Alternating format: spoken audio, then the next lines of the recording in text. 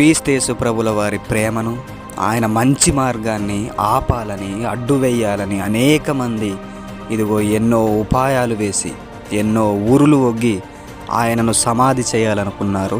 ఆయనను అంతం చేయాలనుకుని సిలువ వేసి ఆయనను చంపేసి ఆయనను సమాధి చేశారు.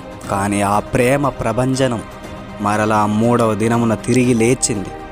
ప్రవక్తల ద్వారా, ప్రవచనాల ద్వారా ఆ తండ్రి చెప్పినట్లుగా ఎదుగు సిలువ వేయబడి, సమాధి చేయబడి, మృత్యుంజయుడై మరణాన్ని గెలిచి ఓ జయశాలిగా, ఓ వీరుడిగా 3వ దినమున ఆ సమాధిని బద్దలు కొడుతూ ఇదిగో మరలా ప్రేమ ప్రభంజనం మొలకెత్తింది.